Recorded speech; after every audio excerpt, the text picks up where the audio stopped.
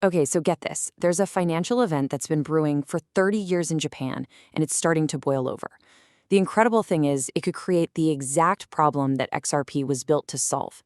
For active XRPL participants, this isn't just about price. It's about seeing the fundamental utility of the network come to life. Let's dive in.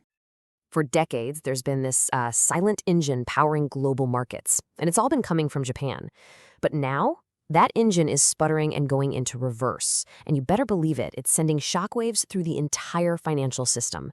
This is a huge story with literally trillions of dollars on the move. So what is this engine that's suddenly breaking down? Well, it's called the yen carry trade. And for years, it's been one of the most profitable and, frankly, one of the riskiest plays in all of modern finance. Imagine someone offered you a loan for free. I mean, literally 0% interest. That's pretty much what the yen carry trade has been. For over 30 years, big institutions could borrow enormous amounts of Japanese yen for next to nothing, swap it for US dollars or euros, and then go buy stuff that actually made them money, like tech stocks or even crypto. It was a money printing machine. The whole process was just so simple, it's brilliant. You borrow yen for free. You convert it to a stronger currency. You buy assets that are going up, and then you just pocket the profit. This strategy pumped trillions into markets all over the world, fueling this massive risk-on party. But, what happens when the free money faucet gets turned off? Well, that's exactly what is happening right now. Japan is finally raising its interest rates, so that free loan, suddenly it's expensive debt, and it has to be paid back. This forces investors to sell everything, their stocks, their bonds, their crypto, and convert it all back into yen to settle their debts. This is the great unwinding, and it's pulling liquidity out of the system like a giant vacuum cleaner. Now, when you have this much money moving this fast, it puts a ton of stress on our old school financial system. I mean, the current rails were just not built for this kind of speed and volume. And this is where the theory gets really, really interesting. A global liquidity crisis is the perfect storm for a neutral, super fast bridge asset to become, well, absolutely essential. Analyst Jake Claver doesn't mince words. He said, there's a $10 trillion ticking time bomb sitting inside the financial system. When it blows up, we're going to need something that doesn't exist in the current banking system, and that's where I think XRP might step in. Wow. So he's framing this not as just some market correction, but as a potential systemic failure. So here's the core idea, and it's really important. In this kind of crisis scenario, XRP isn't just another coin you speculate on. No. Its real job is to be the plumbing, the infrastructure, a neutral shock absorber that can handle these wild currency swings when the old systems just can't keep up.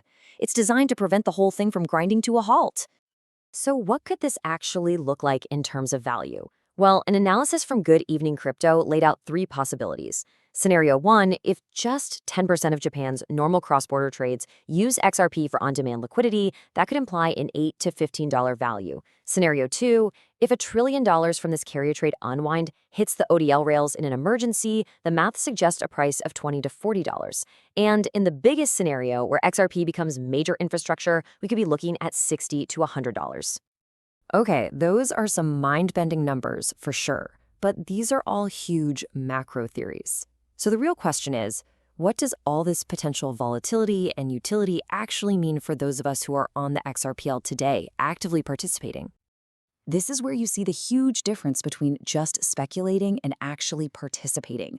This kind of potential chaos really rewards people who are focused on self-custody and active usage of the XRPL.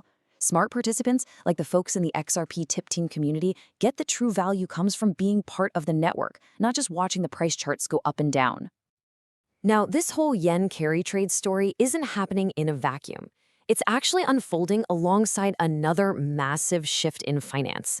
Just as this crisis shows why we need new, better financial rails, another trillion-dollar revolution is happening to build them, the tokenization of real-world assets. And when I say massive, I mean it. The CEO of Securitize, Carlos Domingo, estimates the total market for tokenization is around $400 trillion. Let that sink in.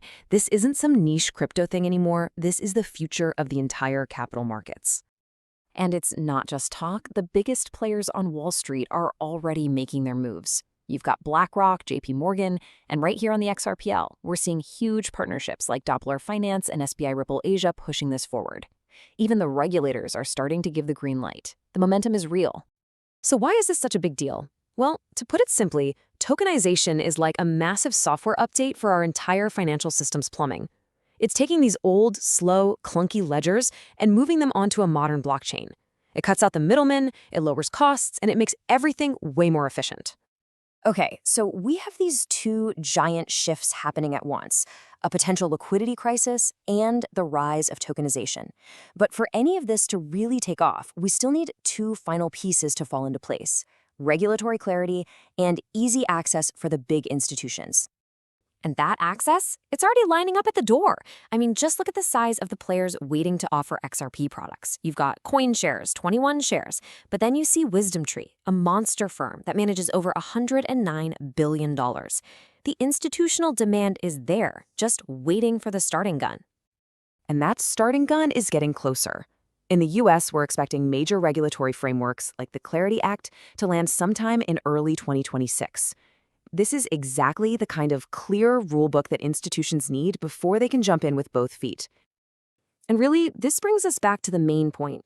While all these huge institutions are getting their ducks in a row and speculators are placing their bets, there's another group that's already in the game: the active users, the people who are learning by doing. It's an approach that's all about creating value through participation, not just holding on and hoping for the best. So the real question isn't just what if, it's what are you doing about it?